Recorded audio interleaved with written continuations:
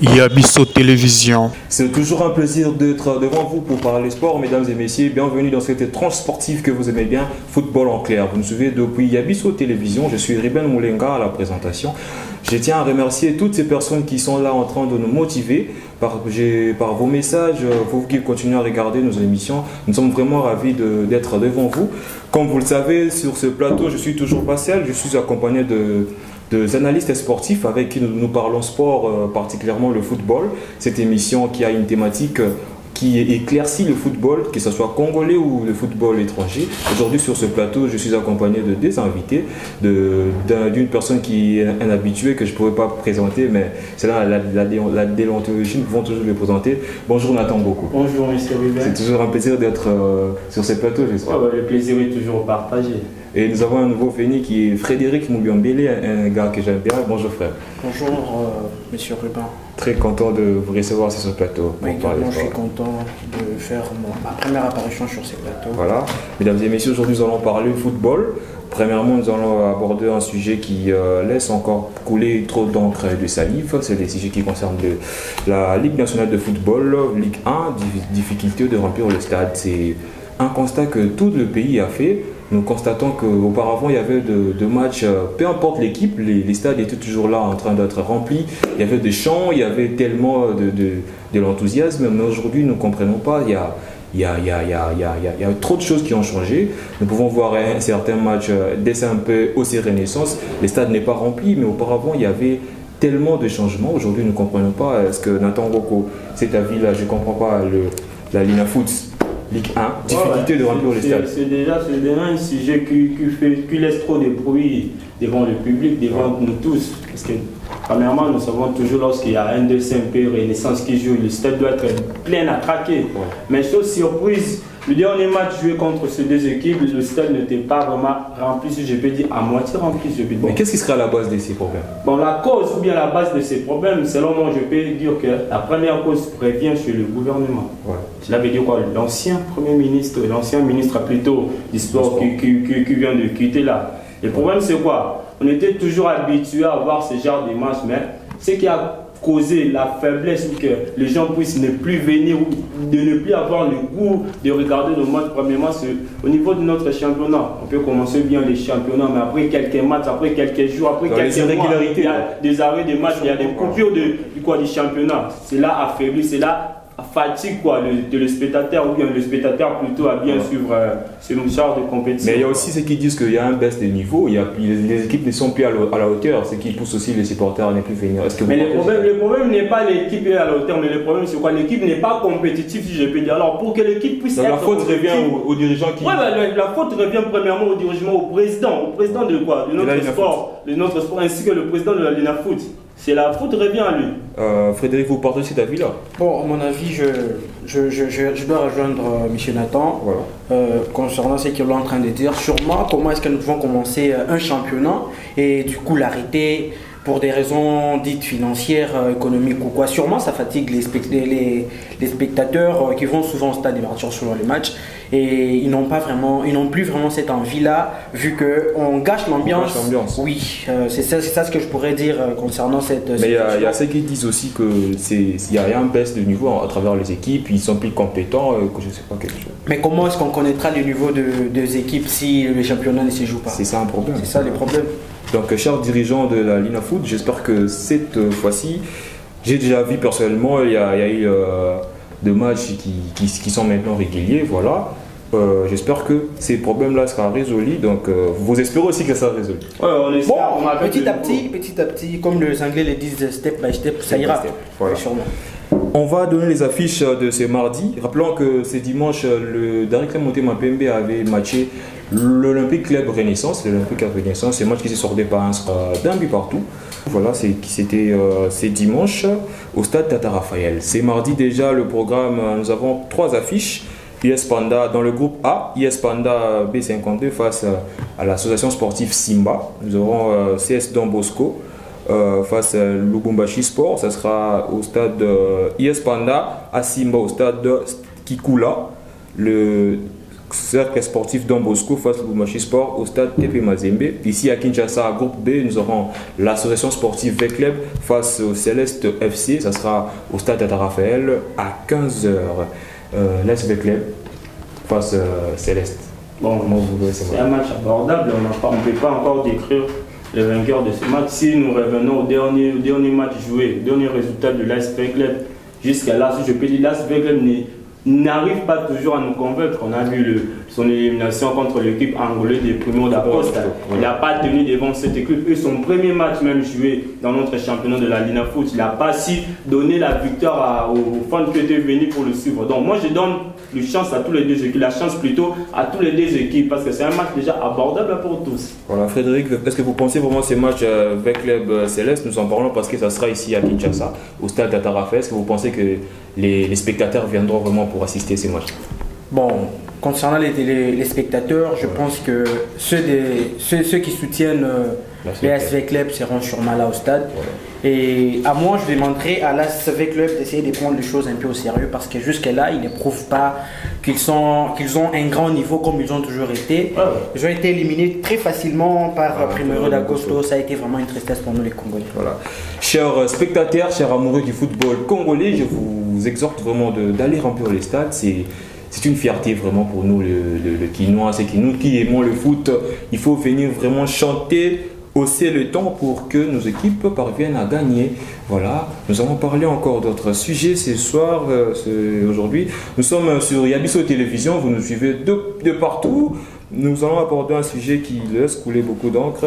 C'est les éliminatoires de la CAN féminine qui se jouera au Maroc. Il faut annoncer que le Léopard Dame de la République démocratique du Congo livrera un match, c'est vendredi 22 au stade de Martyr face au Bénin. C'est un match qui compte pour les éliminatoires de la Coupe d'Afrique des Nations féminines qui opposera le Léopard Dame.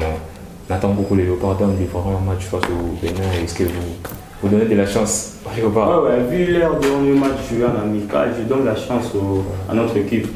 L'équipe Léopard Dame, je suis sûr qu'il peut vaincre encore cette équipe-là de Bénin. Là, vraiment, je suis dit, vu le sélectionneur, vu les joueurs qui sont déjà présents ici, parce qu'il y a déjà des joueurs qui sont présents et d'autres qui doivent venir aujourd'hui. Je ne sais pas si vers 17h, si je ne me trompe pas. Avec cet effectif-là, je suis sûr que notre équipe peut nous donner de la joie encore. Et j'invite aussi à nos supporters, faut venir de Ballon d'Or. Le football n'est pas seulement chez les garçons, c'est aussi chez les femmes. Je les invite encore une fois de plus de venir remplir les stades pour pas pousser jusqu'à les dernières minutes à récupérer ces victoires. Ces 3 points-là qui est vraiment apprécié pour nous. Ces matchs qui se jouera, c'est mercredi déjà. C'est mercredi, je crois, c'est mercredi. C'est le vendredi. Le vendredi. Non, le vendredi 22. Le mercredi, c'est le match retour. Le 27, ça sera au stade de l'Amitié, Matien Kérékou.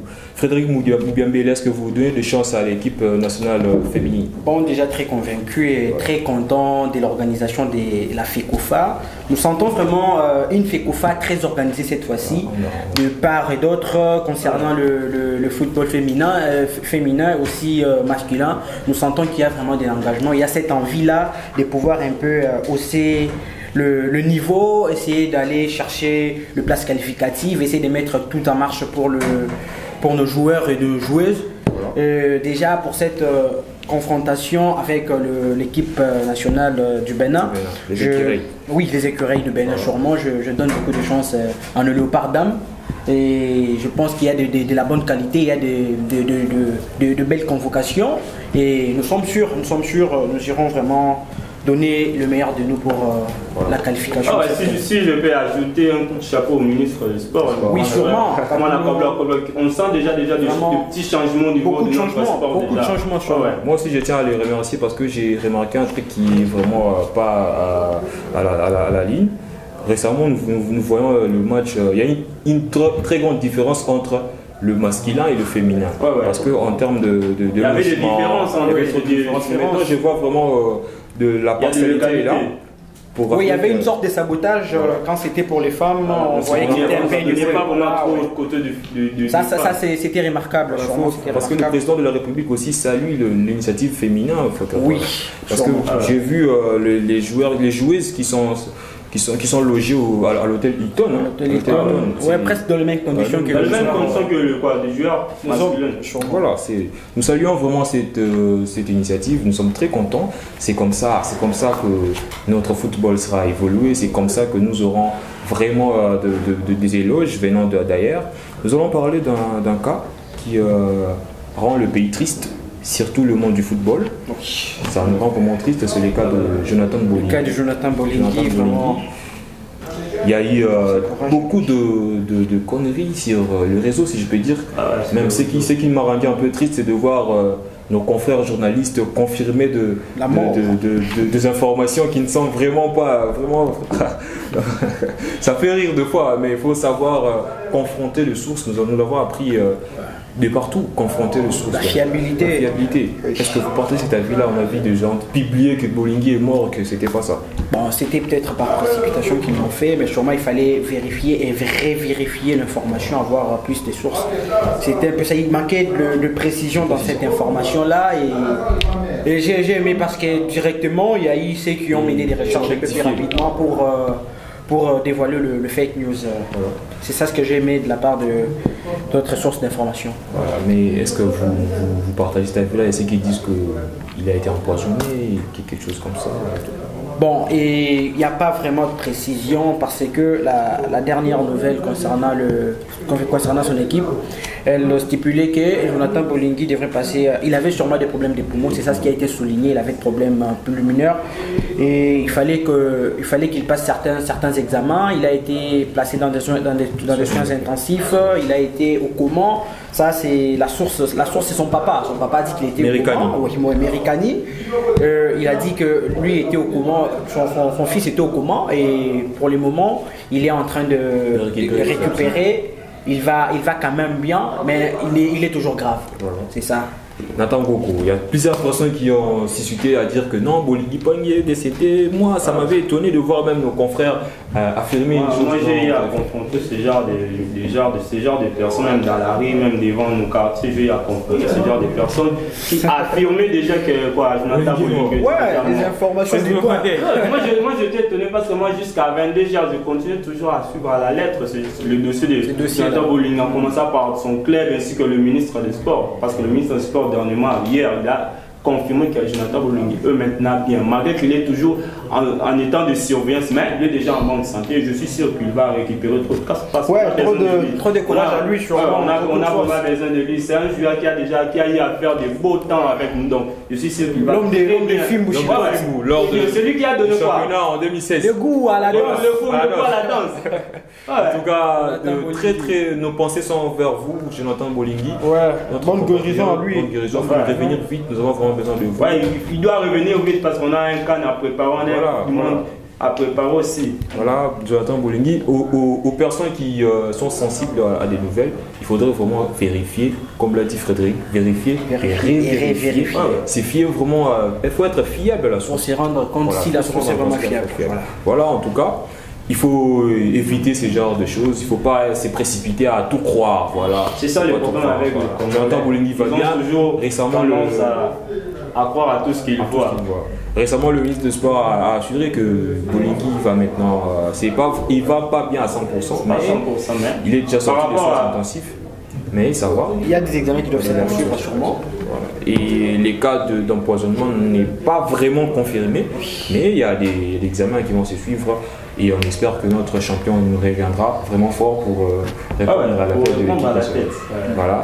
Nous allons aborder un autre sujet, mesdames et messieurs. Je vous rappelle que vous êtes sur le plateau de Football en clair. Je suis accompagné de des analystes sportifs que j'aime bien, Frédéric de l'autre côté et Nathan de l'autre côté. Nous sommes en train de parler football pour vous amener encore de clarté sur le sujet.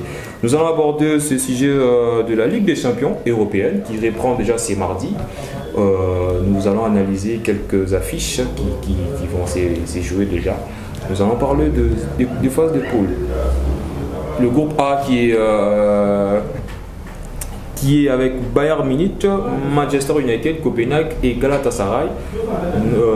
Frédéric Moubiambele, avez-vous suivi quelle serait votre analyse par rapport au groupe A qui comporte le Bayern, Manchester United, Copenhague et Galatasaray?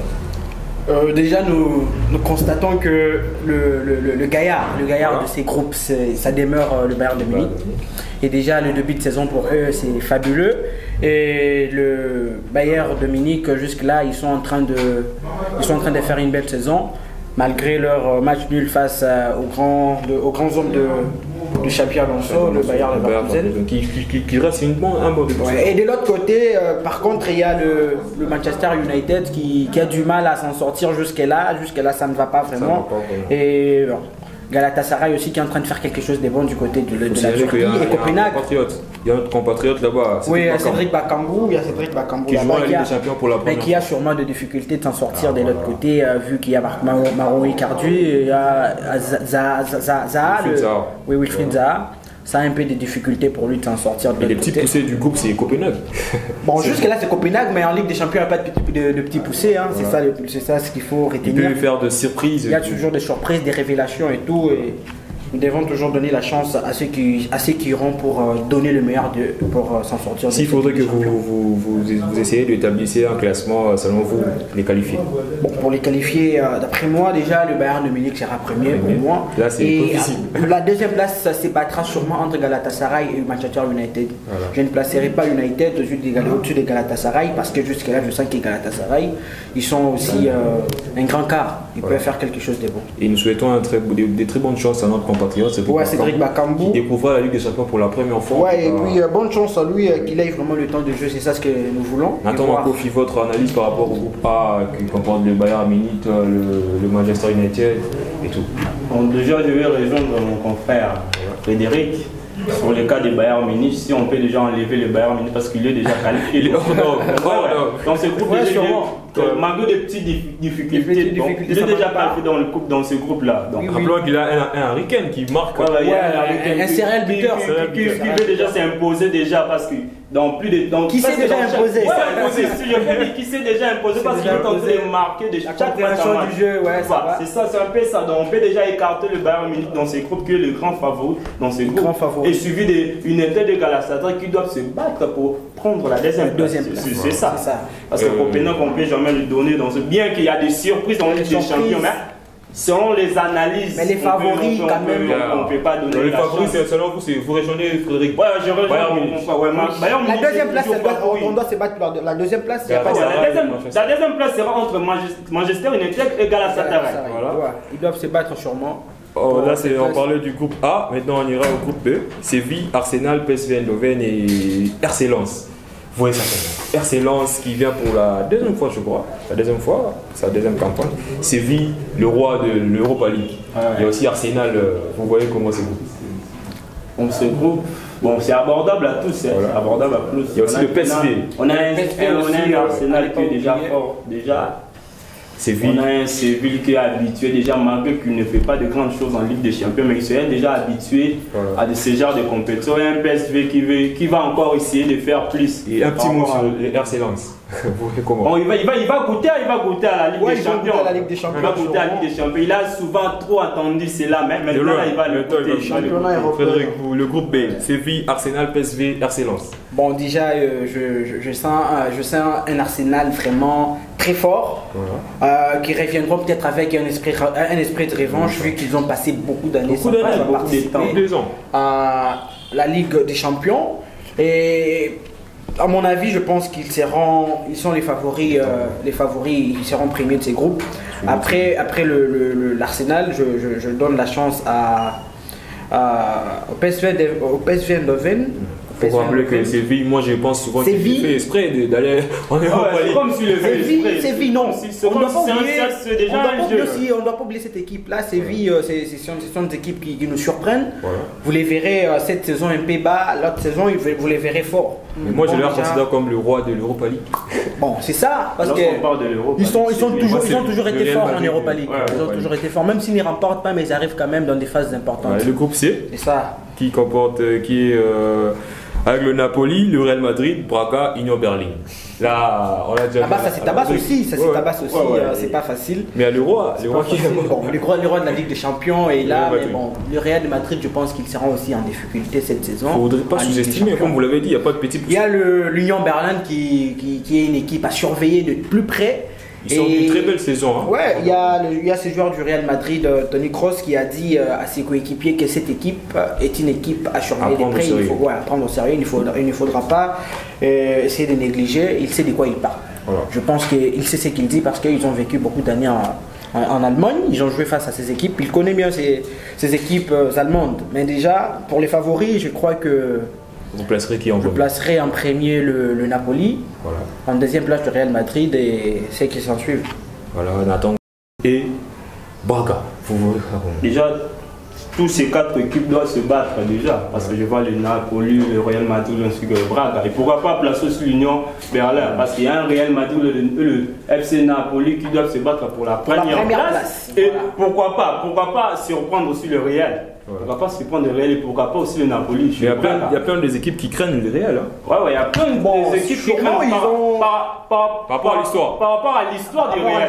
On doit toujours les craindre parce que c'est le roi de la Ligue des Champions, nous tous nous le connaissons. Il a fait plus de 3 ans qu'il est en train toujours de le remporter. C'est la meilleure Ligue des Champions. Mais il ne faut jamais sous-estimer. Nous parlons de la Ligue des Champions. Lorsqu'on parle de la Ligue des Champions, cela veut dire que ce sont seulement des champions qui viennent dans ce genre de compétition. Voilà, donc, pour être champion, il faut pour venir dans ce genre de compétition, il faut d'abord être champion des champions. Donc, c'est l'ensemble de tous les champions qui viennent pour chercher la coupe. Tu vois. Vite fait, nous allons parler du groupe D qui comporte le Benfica, l'Inter Milan, le RB Salzbourg, la Real Sociedad. Vous la voyez comment cette équipe de Real Sociedad qui vient aussi, ce sont de visages que nous allons vraiment découvrir avec les champions. J'ai vu une équipe de Real Sociedad qui a failli tenir tête au Real Madrid dernièrement.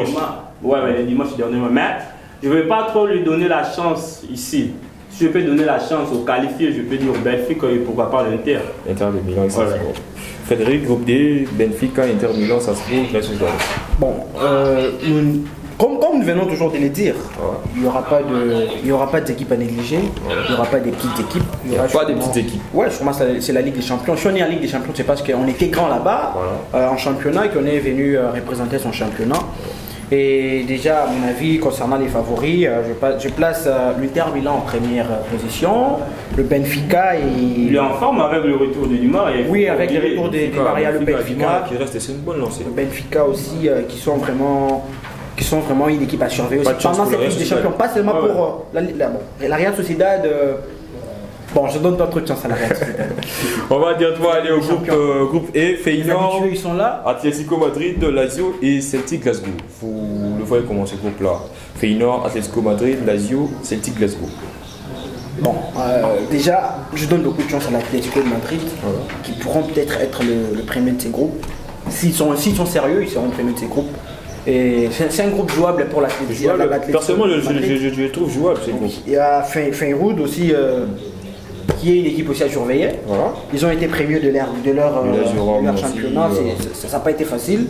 Et il y a aussi cette équipe de Lazio Celtic, qui a aussi été un peu gaillard la saison passée dans le même groupe que Real Madrid. Peut-être qu'ils ont appris de leurs erreurs, ils essaieront de faire quelque chose de mieux.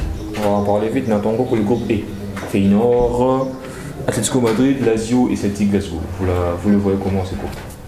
C'est déjà abordable pour l'Atlético de Madrid qui aura peut-être la. Il faut rappeler que l'Atlético de Madrid, moi personnellement, je trouve qu'il nous montre vraiment un beau visage. Oui, c'est ça ce qui leur manque, c'est sérieux là, la détermination d'aller vaincre. Il a eu déjà plusieurs chances de remporter même ces championnats. Deux fois. Face au Real Madrid, quand même, c'est ça les problèmes. Il n'y a pas de débat. Leur bête noire. Lorsque tu rencontres le Real Madrid, soit le Barcelone, en finale, donc c'est très difficile de remporter. Voilà. Puisse perdre ce genre de finale, tu vois. Bon, je lui donne la chance déjà par rapport aux qualifiés. Et les autres là, ils doivent se battre. Les autres là, malgré qu'il n'y a pas des équipes, ils doivent se battre. On va maintenant parler du groupe de la mort, comme on dit. Les groupes F. Le groupe de la mort, ça laisse vraiment beaucoup de sensations. Beaucoup de sensations. À la maison, vous le savez tous. Paris Saint-Germain, les groupes F, je les rappelle, Paris Saint-Germain, Dortmund, AC Milan et Newcastle. Les groupes de la mort. Nathan Ngoko. C'est pas pour rien, on l'a surnommé le groupe de la mort. Il y a un Paris qui n'est pas vraiment en forme, mais qui est déjà habitué de ce genre de compétition. Voilà. Il y a un Dortmund qui veut essayer encore de donner plus Il y a un Milan qui veut encore avancer et un Newcastle qui veut montrer de quoi il est capable. Il faut rappeler que Newcastle reste une très très belle saison la saison passée. Ouais, il est là pour démontrer de quoi il est capable. Vraiment compliqué il va essayer de compliquer parce que la dernière fois il avait compliqué quoi, le Manchester qui était sorti premier, il avait compliqué déjà le Manchester City. Il a compliqué même l'United, il avait même compliqué l'Arsenal. Tu vois, donc il va aussi de compliquer ces grands gaillards qui sont dans ce groupe. Et s'il s'agissait de faire, de classer les équipes selon vous, parce que personnellement moi je vois pas. Là c'est une équation que vous me donnez de classifier ou de qualifier. Donc, non, c'est un peu. Bon, si on peut supposer, bon, même la supposition c'est difficile à le faire maintenant. Là, il y a un Paris qui ne me convainc pas jusqu'à maintenant là. Il y a un Dortmund qui essaye, mais malgré qu'il essaye, mais on va voir. Donc moi je laisse la chance à tout le monde dans ce groupe. Frédéric, le groupe de la mort. Paris Saint-Germain, Dortmund et Newcastle.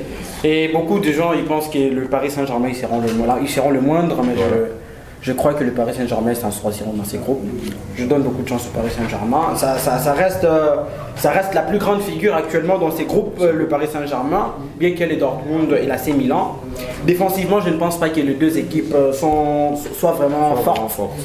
AC Milan venait de perdre face à l'Inter de Milan. C'était vraiment une humiliation. C'était vraiment une humiliation, un carton plein. C'était pas beau à voir du côté de l'AC Milan. Il faudra aussi analyser ces groupes par rapport à cela.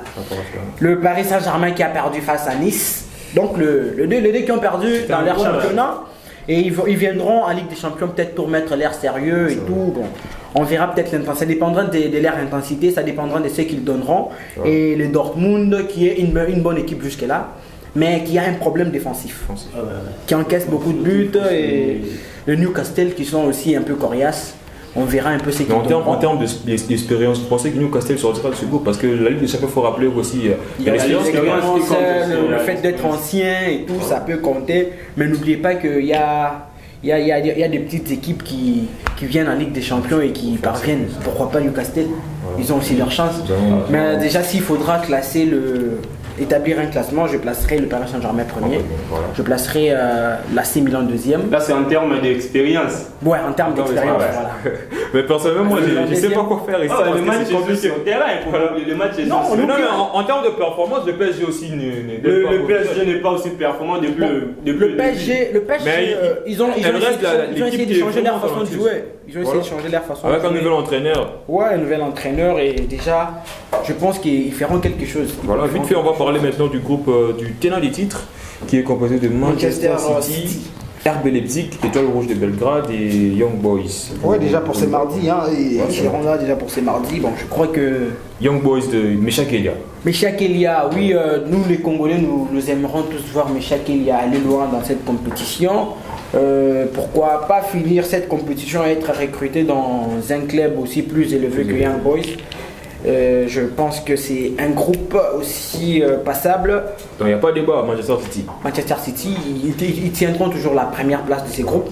Le RB Leipzig et le reste c'est là, c'est rien de se battre. Bon, ça va se battre. On ne sous-estime pas d'équipe. Voilà. Young Boys, ils ont aussi leur chance. Ils vont tenter de jouer leur pièce et tout.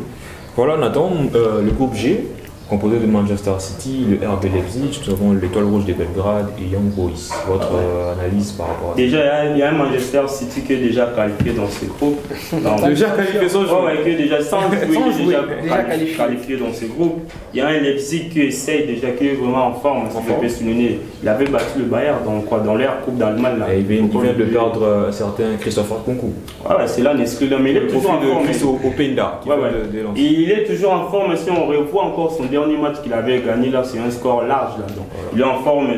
Je n'aimerais pas trop vraiment pour ne pas minimiser Étoile Rouge et Young Boys, mais je leur donne la chance. Surtout qu'il y a notre compatriote là-bas. Surtout qu'il y a un Meshak Elia que j'aime beaucoup.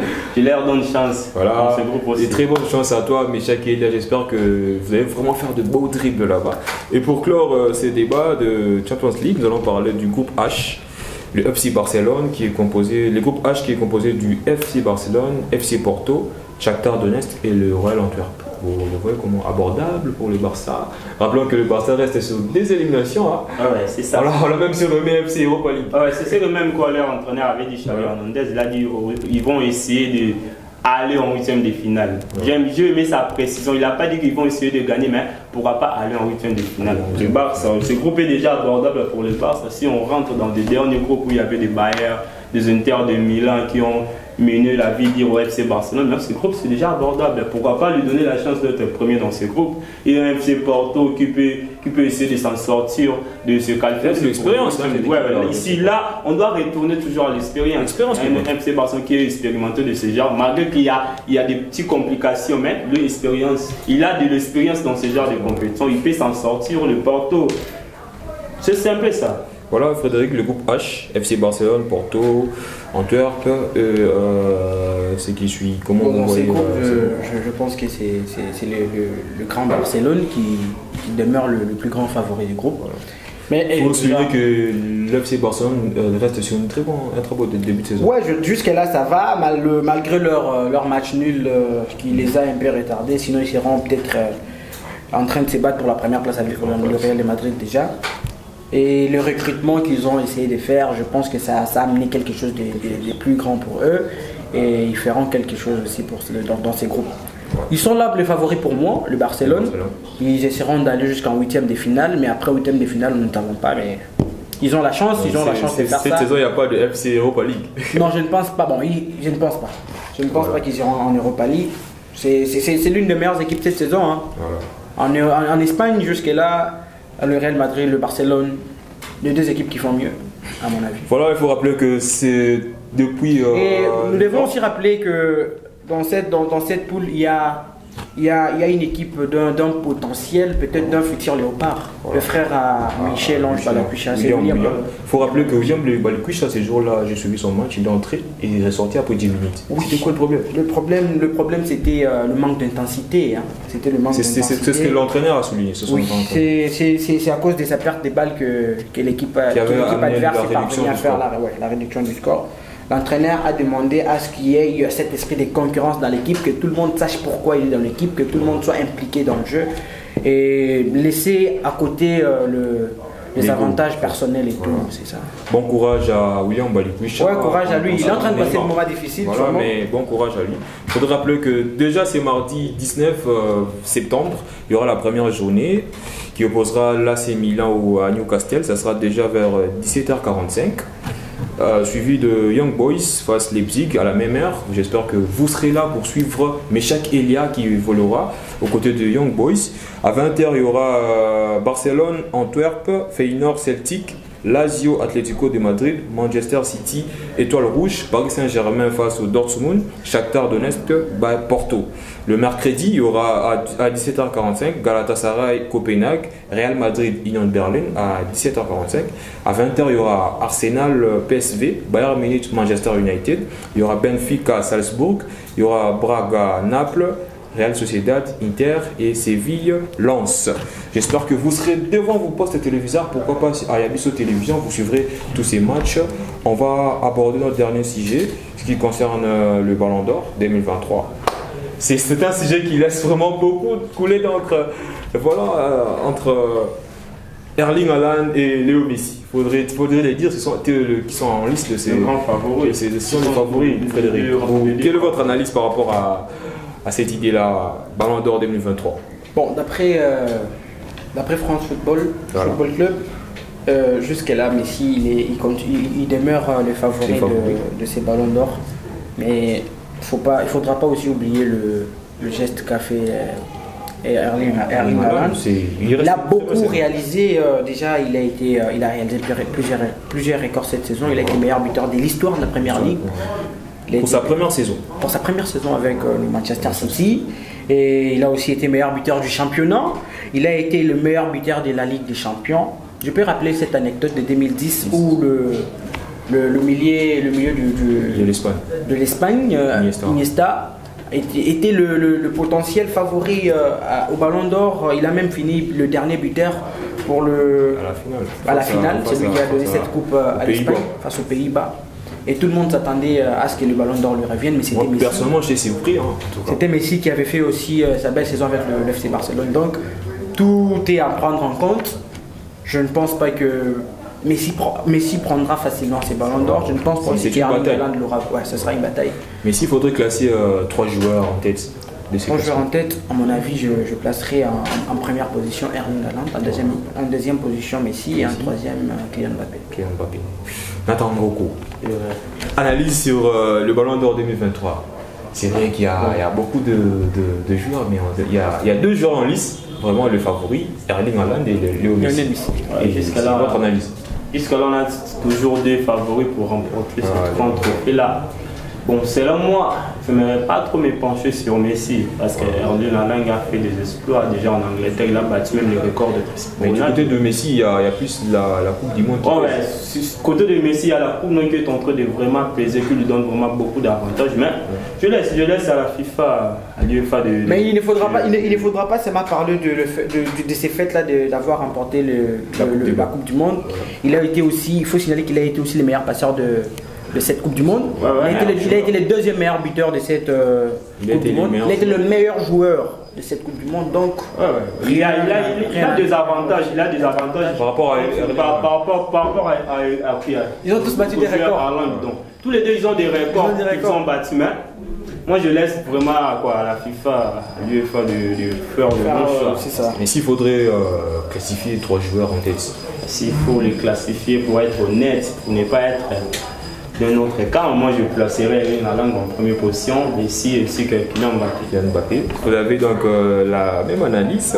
En tout cas, merci beaucoup pour vos interventions, mais j'aimerais qu'on parle d'un dernier sujet, du début de saison d'un joueur qui est excellent, personnellement je trouve, c'est Jude Bellingham. Jude Bellingham qui reste sur un très beau début de saison aux côtés du Real Madrid. Personnellement, je suis surpris. Je pensais pas qu'il allait. Je savais qu'il allait bien jouer, mais de cette manière. Il s'est intégré. Il a connu une intégration très rapide. C'est un bon garçon, un garçon que j'aime bien. Trop jeune, et il a un football un peu plus âgé que lui. Et très mature dans sa façon de jouer. Très mature, très calme. Il y a l'entraîneur Pep Guardiola qui venait de dire que c'est un trompeur d'âge. Ouais, c'était un peu pour amuser de la galerie. Mais il est vraiment, je peux dire quoi, il est vraiment étonné du talent de ces jeunes. Est-ce que vous êtes surpris de ses débuts au Real Madrid? Moi oui, jusqu'à là c'est positif. Il faut rappeler qu'il reste sur une série de 5 buts, 5 buts, 4 matchs. En 4 matchs, donc c'est vraiment Jude Bellingham qui personnellement je suis surpris. Et puis rappelez aussi que le premier mois de la Liga, il était déjà le meilleur joueur. Il a d'ailleurs présenté son trophée lors du match. Nathan Ngoko, Jude Bellingham, comment vous voyez ses débuts au Real Madrid? Bon, déjà, moi, ça m'étonne déjà parce que ça datait directement au jeu du Real Madrid. Il faut rappeler que c'est le grand Real Madrid. Ouais, c'est déjà quelque chose qui est vraiment difficile si nous voyons quoi.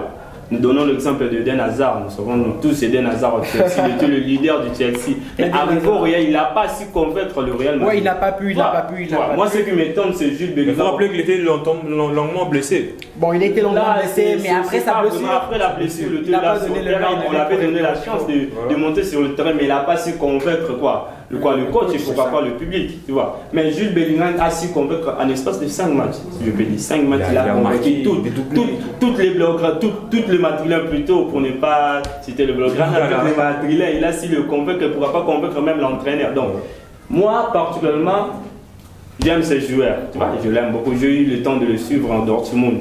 Je savais déjà qu'il allait bien jouer, donc, mais pas à ce point. Vous êtes surpris de ce début? Ouais, je suis surpris de ce début de Real. Je savais qu'il allait bien jouer, mais pas à ce point de devenir même actuellement le buteur. Il est le buteur de la Liga.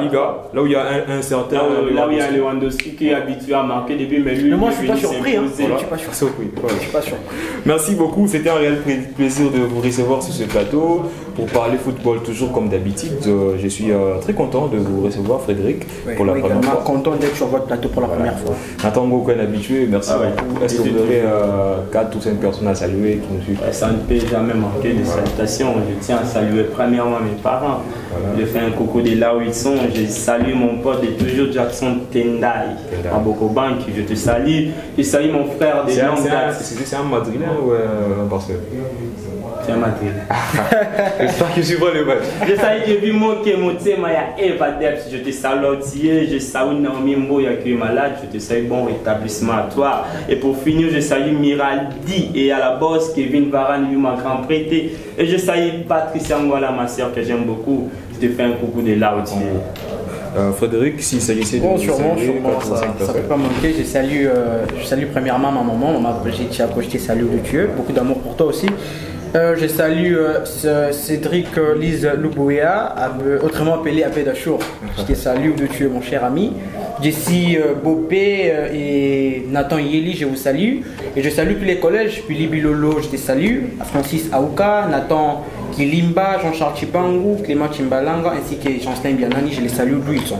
Merci beaucoup, mesdames et messieurs. C'était toujours un plaisir d'être devant vous pour parler sport. Je salue aussi toute l'équipe derrière la caméra. Je vois le ingénieur Jérémy, l'ingénieur Mabilou. Je salue Jovial Kikwaba, Axel Wemby. Je vois Eli Amani, mon vieux. Je salue Gloria Abati. Pourquoi pas mon papa François Moulenga, ma maman Judith. Ma petite sœur Grace, je salue Merveille Moulenga, je salue Chris Moulenga, je salue Kevin Moulenga, ainsi que toutes ces personnes qui nous ont suivis. Il faut toujours rester branché à la chaîne Yabiso Télévision, vous ne manquerez jamais de voir. Je salue Ginette Toumba Mboui, je salue aussi mon vieux Eric Kikonga, Lili Bretiassa, Moïse Mouyaya. Merci à vous de nous avoir suivis, nous sommes arrivés à la fin de cette tranche sportive. On se revoit prochainement pour parler d'autres sujets. Au revoir. Yabiso Télévision.